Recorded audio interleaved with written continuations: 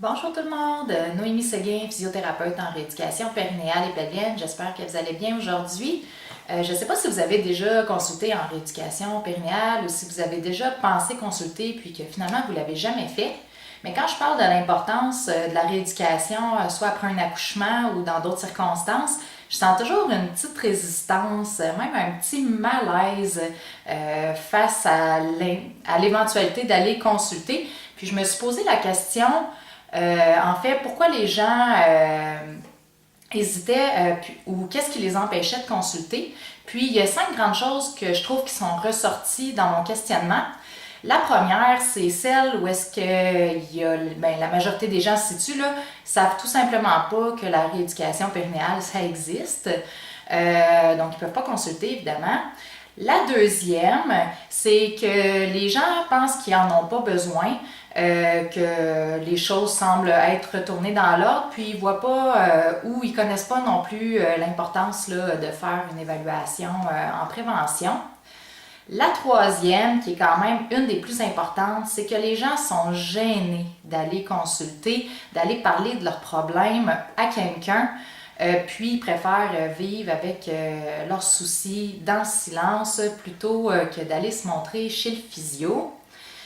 La quatrième, c'est le besoin ou la limite financière. Donc ici au Québec, on n'a pas beaucoup de ressources au public qui sont gratuites.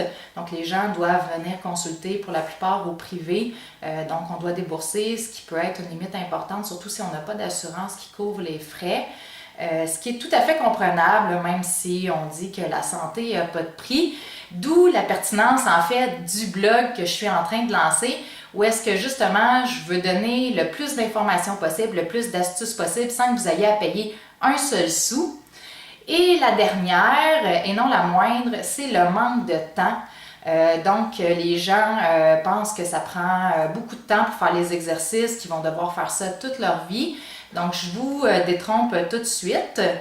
En général, moi, quand je donne les exercices, j'essaie de cibler un 15, maximum 20 minutes d'exercice 5 fois par semaine au début, mais plus on avance dans la progression, plus on intègre les exercices au quotidien, mais ça reste quand même une période où est-ce qu'on prend du temps pour soi qui est planifiée. Donc cette période-là, une fois qu'on ne fait plus nos exercices, je pense que c'est quand même assez sain de pouvoir la conserver pour pouvoir prendre du temps pour soi comme maman.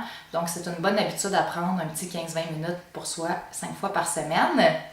Alors, ça ressemble à ça, les 5 barrières principales. Puis j'aimerais ça savoir, est-ce que vous reconnaissez dans ces limites-là? Est-ce que c'est des choses qui vous empêchent d'aller consulter ou est-ce qu'il y a autre chose qui vous empêche d'aller consulter en rééducation périnéale? Puis si c'est le cas, j'aimerais ça que vous vous inscriviez vos réponses en dessous de la vidéo pour que je puisse ou qu'on puisse répondre à vos questionnements. Puis si ça peut aider une seule personne à se décider à consulter, bien, on va déjà avoir fait une différence.